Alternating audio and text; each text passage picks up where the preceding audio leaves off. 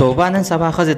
داسې قدمونه اوچتوي څنګه عزتمنه چې تېره ورځ په باجوړ کې هم ښځې خپل خاوند بېدردۍ سره قتل کړ، نن په بالاکوټ کې هم ښځې خپل خاوند حلال کړی د ډکې دپاره چې دغه ښځه یې اشنا سره ګیره کړې خو دې ښځې ته پته ولګېد چې دا خپل خاوند به دا به اوس ما یعنې وژني، نه به مې پرېږدي، راشه زه پرې ورمخکې شم ایسته حلال یې کړه. راځه مینه وال چې په کومه طریقه یې حلال کړی ټول معلومات زه تاسو ته په دې ویډیو کې درکوم. زموږ د ویډیو د سره تر اخره پورې وګورئ چې تاسو ته پوره معلومات درولم. د دې معلومات نه مخکې زه تاسو ته دا یادګي وکړم تاسو کو چینل زموږ په دې سوپر کلیک چینل کې نوي وئ، چینل هم نوي سبسکرایب کړئ، مهرباني وکړئ تاسو زموږ د سوپر کلیک چینل د سره سبسکرایب کړئ. خوا کې ورسره د ټلۍ نشان ووهه چې هر یوه نوي معلوماتي ویډیو تاسو ته په اسانۍ باندې در ورسیږي. عزتمنو اشرف خپله ښځه بل خلک سره ګیره کړله خو ځان یې پرې ناخبره کړو د ټکې دپاره چې اوس به دا ښځه به مې شور ساز کړي او ټول خلک به راباندې خبر. خو چې ښځې وکتل چې زه خو مې یعنې خپل خاوند سیږم خو دې ښځې په زړه کې واچول او ویې ویلې چې زه د تا نه به زه مخکې کېږم، یعنې ته چې ما وژنې زه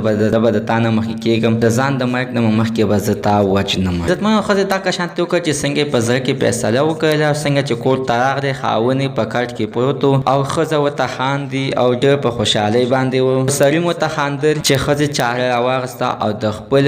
د خپل خاوند په مړو باندې چاړه کېښودله او خپل خاوند یې بېدردۍ سره قتل کړو او حلال یې کړو چې اوس عزتمن دغه ښځه پولیسو نیولې ده چې دې ته د اخر کومه سزا ورکړل شي او خپلې ټولې دغه شانتې خبرې مو کړلې او ویې ویلې چې په دغه طریقه ما خپل خاوند حلال کړی. مینهوالو زموږ د سره د نن ورځې معلومات د دې ځای پورې د نوي معلومات دپاره د سره زموږ د سوپر کلیک چینل د سره سبسکرایب کړئ، خوا کې ورسره د ټالۍ نشان ووهه چې هر یوه نوي معلوماتي ویډیو تاسو ته په اسانۍ باندې در ورسیږي.